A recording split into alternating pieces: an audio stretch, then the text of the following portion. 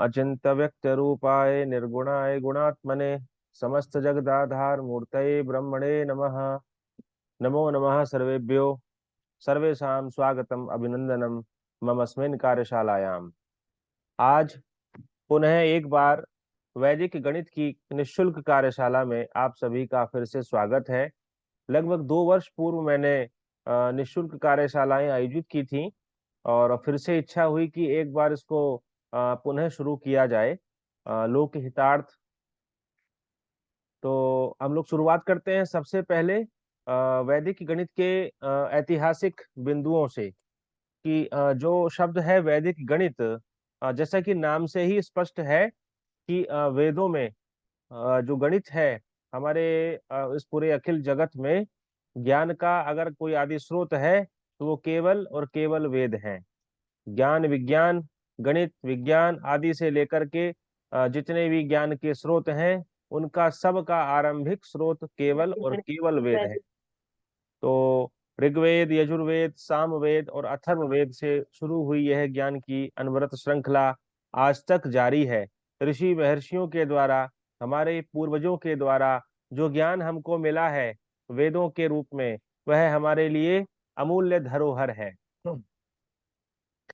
तो आजकल हम लोग अपनी उस पुरातन संस्कृति से थोड़ा कट गए हैं। मॉडर्न एज है और आधुनिक मशीनों के द्वारा, आधुनिक संयंत्रों के द्वारा हम लोग अब आश्रित हो गए हैं उन पर। तो प्राचीन काल में किस तरह से लोग गणित का प्रयोग करते थे, और आप लोगों को जानकर के हैरानी होगी, जो यज्ञ वेदियां बनाई जाती थी पहले, त्रिकोणाकार, गोलाकार, अनेक अनेक आकार की यज्ञ वेदियां बनती थीं। तो उन यज्ञ वेदियों को बनाने में किस तरह से उनकी लंबाई चौड़ाई किस तरह से रखनी है, तो वो सारा का सारा ज्ञान जो है वो एक तरह से देखा जाए तो वो गणित पर ही आश्रित था। सूर्योदय कितने बजे हो रहा है, सूर्यास्त कब हो रहा है, ये समस्त ज्ञान बिना गणित के अधूरा है। पृथ्वी 24 घंटे में अपनी धुरी पर घूम रही है, एक वर्ष में सूर्य के चारों ओर परिक्रमा कर रही है। तो ये समस्त जो भी गणनाएं हम लोग कर रहे थे, ज्योतिषीय, खगोलीय, वो सब की सब गणित पर ही आश्रित थी। तो अगर ये एक शब्द में कहा जाए कि गणित के बिना everything around us is mathematics, इस संसार में हमारे चारों तरफ जो कुछ भी है वो गणित के बिना अधूरा है, तो कोई अतिशोक्ति नहीं होगी। इस संबंध में कुछ श्लोक हमारे वैदिक साहित्य में भी मिलते हैं।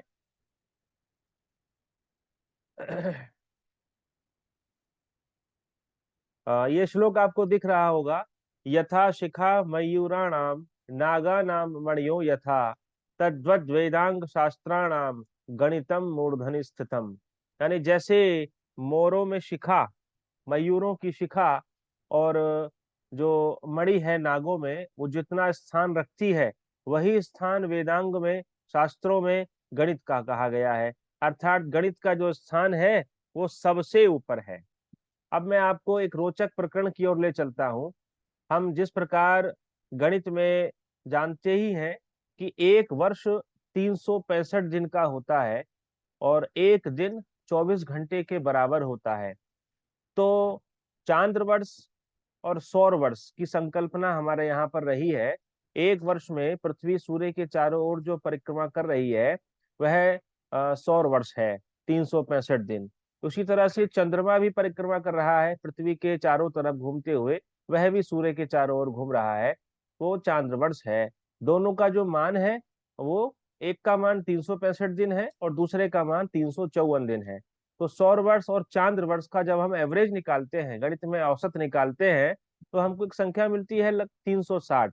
360 वो संख्या है जो ये सिद्ध करती है कि जो सौर वर्ष और चांद्र वर्ष को जो हमने मिलाया है एवरेज निकाल करके उसको एक करने का प्रयास किया, क्योंकि हमारे जो पर्व त्योहार थे वो चंद्रमा के हिसाब से भी मनाए जा रहे थे और हमको दिनों को भी काउंट करना था, माने सौर वर्ष चांद्र वर्ष को एक करना था। तो ऋषियों के सामने ये समस्या आई कि किस तरह से जो है इनको एक किया जाए। अगर एक नहीं किया जाता, केवल चांद्र वर्ष को आधार मान के ही हम गणना कर रहे होते, तो आज हमारे त्योहार प्रत्येक महीना एक एक महीना खिसकते रहते। क्यों? क्योंकि हर तीसरे वर्ष जाकर के एक अधिमास जुड़ जाता है। चांद्र वर्ष और सौर वर्ष में 11 दिन का अंतर हो जाता है, 11-12 दिन का।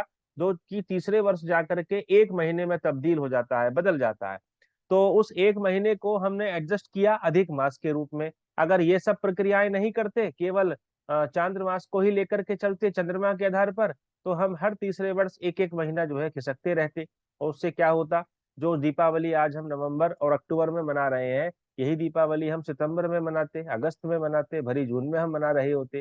ऐसे ही जो होली का पर्व हम मार्च में मनाते हैं, वही हम जून में मना रहे होते, दिसंबर में मना रहे होते। तो देखिए ऋषियों की कितनी खगोलीय व्यवस्था, गणितीय व्यवस्था कितनी सुदृढ़ थी कि उन्होंने इस तथ्य को जाना कि सौर वर्ष अलग एक जो है कॉन्सेप्ट है, चांद्र वर्ष एक अलग कॉन्सेप्ट है। तो इस तरह से जो है उन्होंने इसका प्रयोग किया, अधिक मास को लेकर के आए, क्षय मास को लेकर के आए। तो आजकल हम जहां पर भी पहुंचे हैं, उसमें हमारे ऋषियों का, महर्षियों का ही योगदान है। बिना उनके ज्ञान के आधार के हम यहाँ तक नहीं पहुंच पाते। जब जीरो दिया मेरे भारत ने, दुनिया को तब गिनती आई। तो आपने ये गीत भी सुना ही होगा। उस गीत में जो नंबर सिस्टम है हमारे देश का, उसने इस पूरे विश्व के लिए एक बहुत बड़ा आधार प्रस्तुत किया है। हमारे यहाँ पर एक ऋचा मिलती है, इमा में अग्न इष्ट कहा संत्वेका च देशम च शतम च सहस्त्रम च अयुतम च नियुतम च प्रयुतम च अर्बुदम च समुद्रम च मध्यम च चांतश्च परार्ध इमा में अग्न इष्ट कहा। इसमें कुछ ये यजुर्वेद का ऋचा है, 17वें अध्याय की। इसमें संख्यावाचक शब्दों का प्रयोग हुआ है कि इमा में अग्न इष्ट कहा। इष्ट कहा कहते हैं पहले ईंटें, जो अग्नि का जो यज्ञ वेदियां बनाई जाती थी, वो ईंटों से तैयार की जाती थी। तो उसमें ऋषि लोग प्रार्थना कर रहे हैं, अग्नि से प्रार्थना कर रहे हैं कि इमाम अग्निष्ट का, कि हे अग्नि, ये जो ईंटें हैं, ये मुझको ऐसी गायें दे, दूध देने वाली, कि जो 1 और 10 और 1000 तक मुझे जो है प्राप्ति हो जाए, 10,000 लाख 10 लाख तक प्राप्त हो जाए। और यही ना रुके, वो 1 करोड़ 10 करोड़ 100 करोड़, यानी और अधिक से अधिक हमको ये सब चीजें प्राप्त हो। तो अभी आप ध्यान से देख पाएंगे, तो एकम च शतम दशम च शतम च सहस्त्रम च अयुतम च प्रयुतम, ये 10 10 की पावर 1 10 की पावर 2 10 की पावर 3, ये इन्हीं शब्दों का वैदिक शब्दों में प्रयोग हमको मिलता है। आजकल जो हम 10 की घात 1 2 3 के रूप में जिन शब्दों का प्रयोग कर रहे हैं, ये शब्द हमारे यजुर्वेद के 17वें अध्याय में पहले से ही उपस्थित हैं।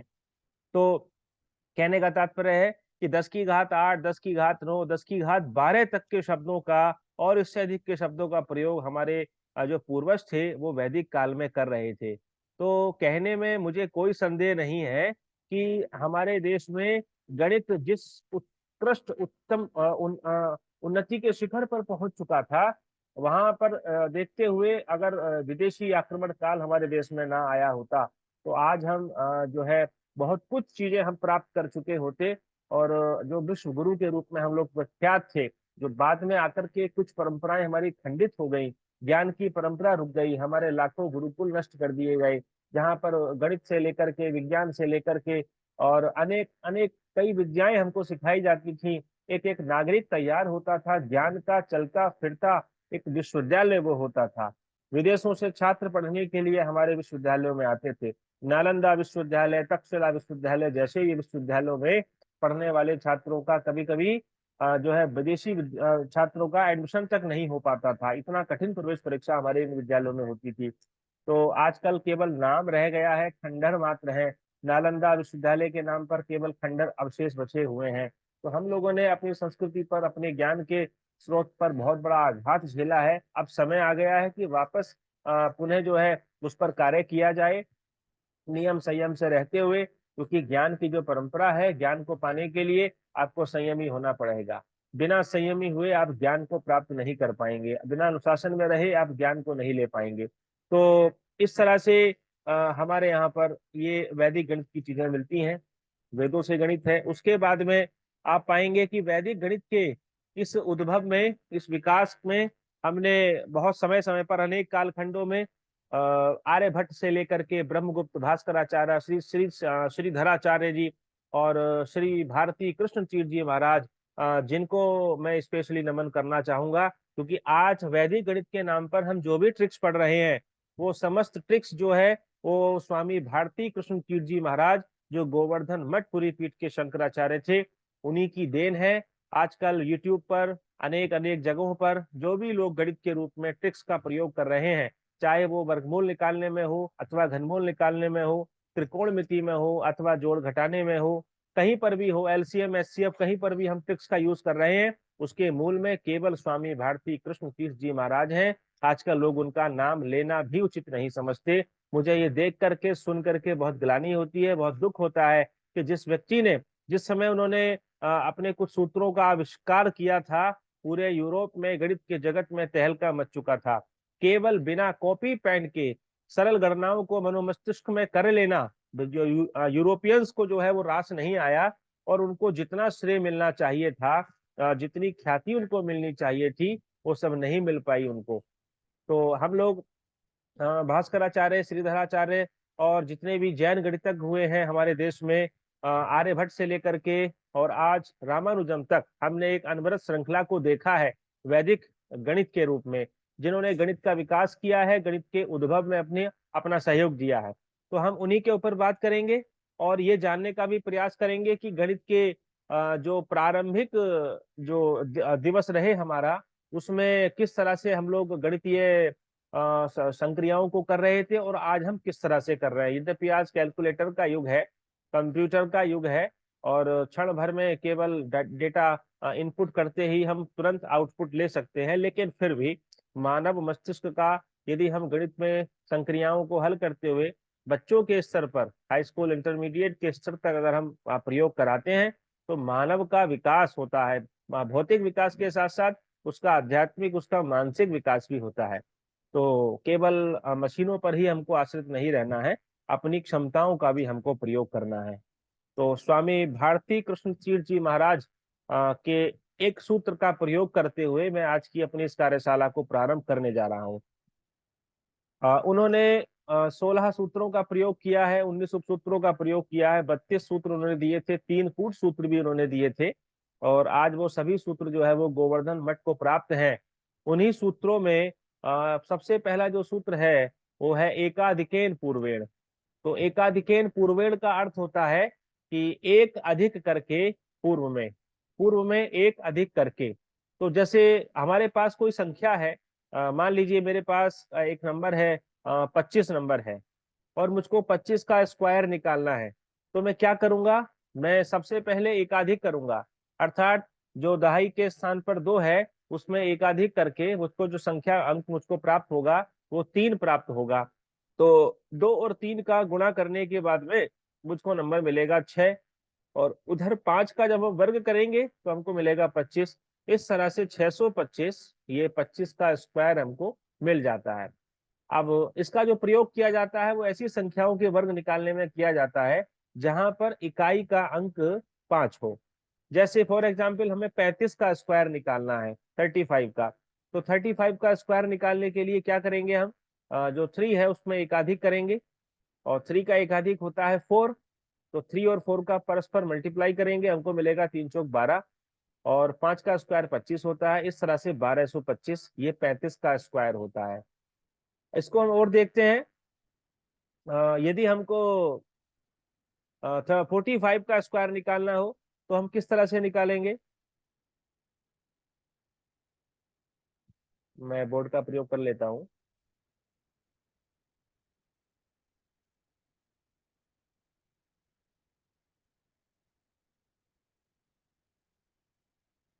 मुझको 45 का स्क्वायर निकालना है, तो एकाधिकेन पूर्वेण कहता है एक अधिक करके। अब 4 में आप एक अधिक करेंगे तो आपको मिलेगा 5, तो 4 पंजे 20, और 5 का स्क्वायर होता है 25, उसको यहाँ लिख लेंगे राइट की तरफ। तो आपको जो नंबर मिलेगा 2025, ये 45 का स्क्वायर होगा। तो ये जो सूत्र दिया था ये स्वामी भारती कृष्ण तीर्थ जी महाराज ने दिया था आज से लगभग 70 साल पहले, और इस एकाधिकेन पूर्वेण से पूरे यूरोपियन जगत में जो है, जो गणित का जगत था, उसमें तहलका मच चुका था कि कोई इतना सरल तरीका भी हो सकता है इस कार्य को निकालने के लिए। आप लोगों को कैसा लगा है आप हैंड रेस करके बता सकते हैं, बोल करके भी बता सकते हैं। इसको मैं लोकेंद्र जी कुछ कहना चाह रहे हैं आप।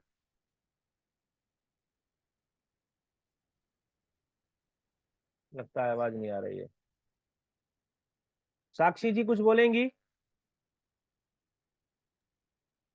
जी गुरुदेव। हाँ, आपको समझ में आया कि नहीं? जी आ गया। आ गया, चलिए इसको और परखते हैं।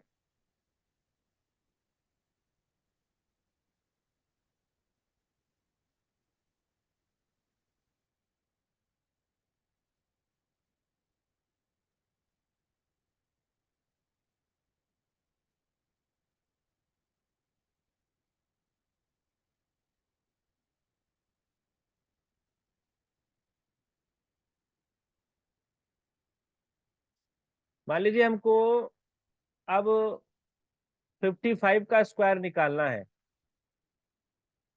तो क्या करेंगे? 3025। हाँ, बहुत बढ़िया। 5 का एकाधिक करेंगे, आपको 6 मिलेगा, और 5 6 30, और 5 का स्क्वायर होता है 25। तो इस तरह से 3025, 3025, ये आपका नंबर आपको मिल जाएगा। और बड़ी नंबर ले लेते हैं, मान लीजिए हमको 95 का स्क्वायर निकालना है।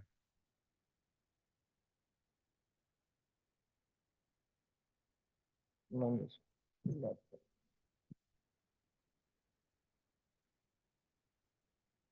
95 का स्क्वायर निकालना है तो क्या होगा? 9025। 9025। बाकी लोग भी बताएं, आपको समझ में आ रहा है कि नहीं?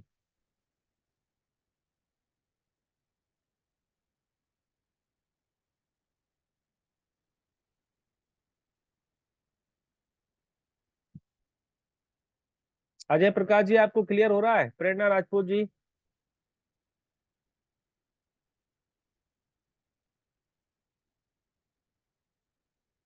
लोकेंद्र जी, आपको क्लियर हो रहा है?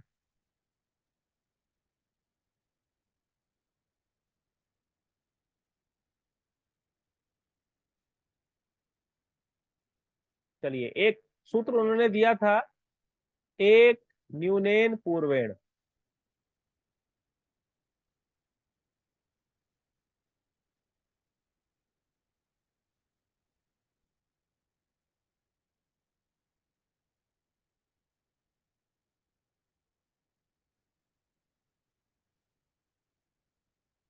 इसका क्या मतलब है?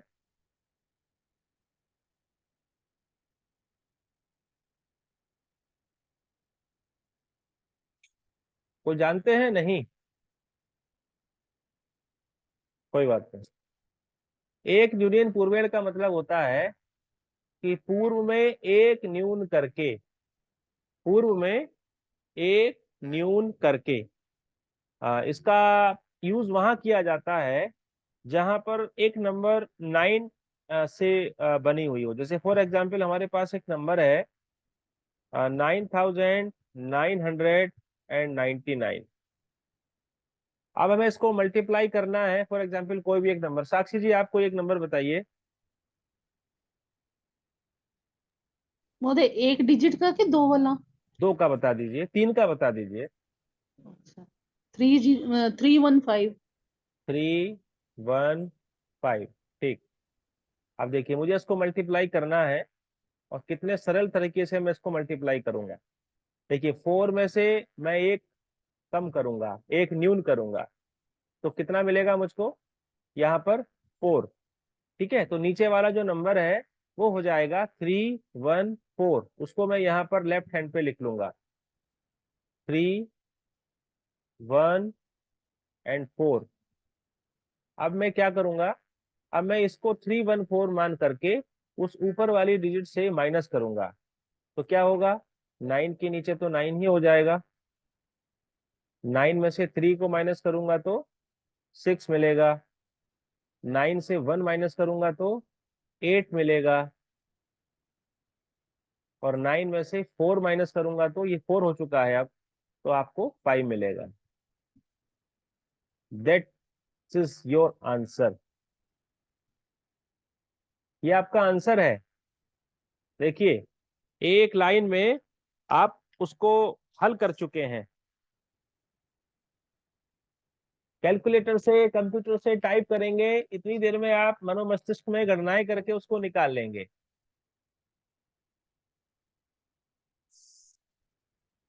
आसान है कि भारी है? बहुत इजी है। बहुत इजी है ना। आप देखिए कितनी भी बड़ी नंबर ले सकते हो आप और इसका यूज कर सकते हो। मान लीजिए मैंने एक नंबर लिया है 99 एंड 999। ये बात 999। मीनाक्षी जी बताइए कोई एक नंबर, कोई एक नंबर बताइए।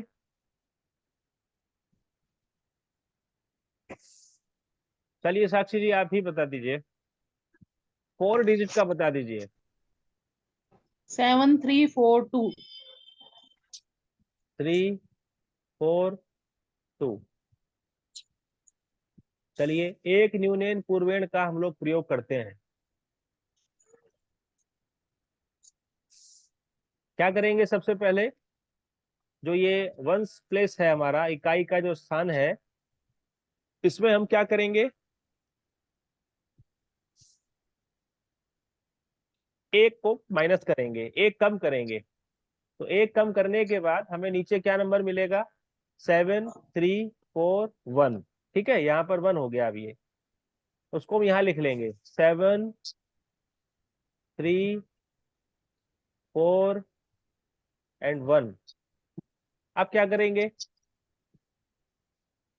7341 को ऊपर 9999 में से माइनस करेंगे।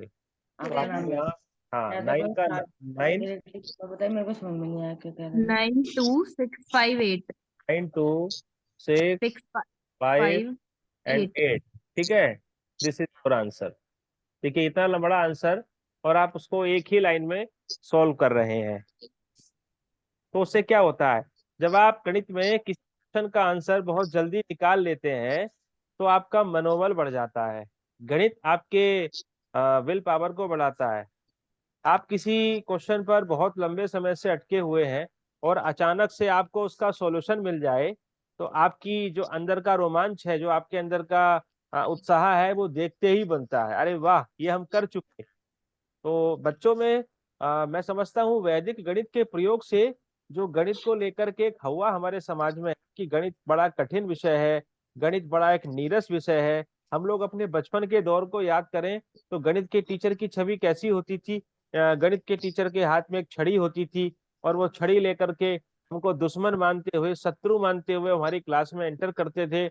और इतना अनुशासन के साथ, इतने डर के साथ हम लोगों ने गणित को सीखा है। और हमारे बीच में जितने भी लोग उपस्थित हैं आज की डेट में, उसमें से बहुत सारे तो इसी डर के कारण मैथमेटिक्स को छोड़ चुके। उन्होंने गणित को 10th स्टैंडर्ड के बाद उसको पढ़ा ही नहीं और वो गणित उनके जीवन से दूर होता चला गया। तो छोटी छोटी विधियों के माध्यम से बच्चों में रुचि को जगाया जा सकता है। अब देखिए आपके सामने एक बहुत इंटरेस्टिंग फैक्ट नंबर सिस्टम के लिए मैं लेकर के आपके बीच में आया हूँ। ये इतना रोचक प्रकरण है कि बच्चे जो खास तौर से छोटी क्लास के ही नहीं, जो बड़ी क्लास के बच्चे हैं उनके लिए ही बहुत यूजफुल है। मैंने आपके सामने कुछ नंबर, साक्षी जी कोई एक नंबर बोलिए। बोलिए 9 वाला ही। हाँ बोलिए। 9 वाले बोलना है। नहीं नहीं, कोई भी नंबर बोलिए, कोई भी नंबर। अच्छा कोई भी बोलूं। हाँ। हाँ 9182। 8754 8 8 7 7 5 4। 4। ठीक है, बाकी सभी लोग ध्यान से देखेंगे। ये आज की कार्यशाला का आपके लिए वरदान है। 8754 से शुरुआत करते हुए मुझको 10 क्रमागत संख्याएं लिखनी है। तो अगली नंबर क्या होगी, 875। उससे अगली नंबर क्या होगी, 8756। उससे अगली क्या होगी, 57। फिर 58 एंड नेक्स्ट 59, then 60, 61, 62 and 63। आपके सामने ये 10 क्रमागत संख्याएं लिखी हुई हैं। क्रमागत से मतलब कंटिन्यू, ठीक है। अब इन 10 जो नंबर्स हैं आपको उनका सम करना है। तो आप क्या करेंगे, वही परंपरागत तरीका हमारे पास छोटे बच्चों को समझाने के लिए कि आपको सबसे पहले इकाई की तरफ से जोड़ना है, उसके बाद फिर आपको दहाई की तरफ से जोड़ना है, फिर आपको सैकड़े की तरफ से जोड़ना है, एंड लास्ट आपको थाउजेंड की तरफ से जोड़ना है। अथवा अगर हम बड़ी क्लास में हैं तो ये क्या है हमारे लिए, तो ये हमारे लिए एक एपी है, अर्थ है, ठीक है। इस अर्थमेटिक प्रोग्रेशन में हम n+1 का प्रयोग करेंगे, यूज करेंगे, लेकिन वो भी सब कुछ हमको यहाँ पर नहीं करना है। हमको वैदिक गणित का चमत्कार करना है। तो एक हमारे पास सूत्र मिलता है दशकम। दशकम का मतलब होता है 10 का समूह। जब आपके सामने 10 नंबर्स दी हुई हो लगातार, जैसे 8757 से 54 से शुरू करते हुए 8755, 8756, ऐसे करके 10 नंबर्स आपके सामने लिखी हुई हैं। अब आपको इसको सम करना है, जोड़ना है। तो क्या करेंगे हम यहाँ पर, हम कुछ नहीं करेंगे, हम ठीक 5वां नंबर्स को देखेंगे क्या है यहाँ पर। अब देखिए सीरियल से 5वां नंबर क्या है हमारे पास, 8758 है ना, यही है ना। बस अब हमको कुछ नहीं करना है, हमें इसके आगे ठीक एक डिजिट लिख देनी है और वो डिजिट है 5। बस आपका रिजल्ट आपके सामने मिल चुका है। इन 10 नंबर्स का जो सम है वो है 87,585। मजा नहीं आया आप लोगों को? प्रेरणा जी बताएं। बहुत आया बढ़िया सर। गुरु जी। मैंने तो अभी से स्टार्ट करी है, बीच में बड़ा डिस्टर्ब हो गई, मेरे सिस्टम में चालू अच्छा हुआ। अच्छा, आपको समझ में आया? गुरुदेव ये दशकम, हाँ, दशकम का मतलब अगर ये हमारे पास, दशकम मतलब ये हाँ, दशकम का मतलब है अगर हमारे पास 10 नंबर्स का एक ग्रुप है और हमें उसका टोटल करना है, तो हम क्या करते हैं, हम सीरियल से 5वें नंबर्स के आगे केवल 5 लिख देते हैं। जैसे हमारे पास एक नंबर्स है, मैं इसको एक एग्जांपल से और बताता हूं आपको।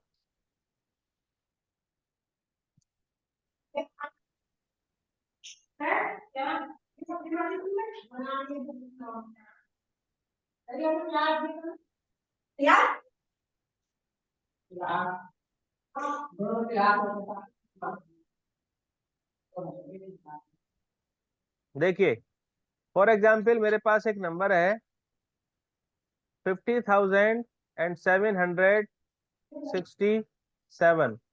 अब यहां से शुरुआत करते हुए मुझको 10 नंबर्स लिखनी है। नंबर क्या होगी, अपने को म्यूट कर लीजिए। अगली नंबर क्या होगी, 69, हाँ 69। उससे अगली नंबर 70। उससे अगली नंबर 71। फिर 72, 73, 74, 75 एंड 76। दीज आर 10 नंबर्स, ठीक है। अब क्या करना है यहाँ पर, आपको आपको इनका सम करना है। मैं सम नहीं लिख रहा हूं, आप उसको समझ लीजिए। नीचे की सारी नंबर्स भी 50,772, 773, 774, 775 एंड 776 है। अब मुझे इन सारी नंबर्स का सम करना है, तो मैं क्या करूंगा, मैं सीरियल से ऊपर से ठीक 5वें नंबर्स को देखूंगा क्या है। 50,771, मुझको 5वें नंबर्स के आगे क्या लिख देना है, केवल 5। 5 लिख देना है, ठीक है। And this is your answer. Maths में अगर आप इंटरेस्ट को क्रिएट कर पाए बच्चों के बीच में, तो मुझे नहीं लगता कि देश का कोई भी बच्चा मैथ्स से डर जाएगा। कोई भी बच्चा मैथ्स से डरेगा। इवन अगर कोई बड़ा भी है, अगर वो मैथ्स को छोड़ चुका है, तो एक बार उसके मनोमस्तिष्क में ये बात बैठ जाएगी कि मैथ तो बड़ा आसान है और ये तो बड़ी चमत्कार वाली चीज है, तो मुझको मैथ पढ़ना चाहिए, है ना। तो आज के इस सेशन को मैं यहीं पर रोक रहा हूँ, और नेक्स्ट सेशन में आपके लिए मैं इससे भी ज्यादा रोचक चीजें लेकर के आऊंगा। और आज के इस विषय से संबंधित यदि किसी की कोई जिज्ञासा हो तो आप पूछ सकते हैं, है ना। मैं बार बार कहता हूँ, मैथ्स इज ए फन। गणित जो है वो एक खेल की तरह होना चाहिए हमारे लिए। तो इसमें कोई दो राय नहीं कि हमारे बच्चे, भारत के बच्चे, जहाँ से रामानुजम पैदा हुए, जिस देश में, जहाँ पर शंकराचार्य पैदा हुए, जहाँ श्रीधराचार्य ने अपना गणित का योगदान दिया, है ना, उस देश में कोई बच्चा गणित से भागे, ये कभी नहीं होगा। तो ठीक है, बाय बाय आप लोगों को। धन्यवाद आप लोगों का बहुत बहुत। और अगले सेशन में आप सभी लोग फिर से उपस्थित होंगे और हम फिर से इस कार्यशाला को कंटिन्यू करेंगे। धन्यवाद। सर्वेभ्यो नमो।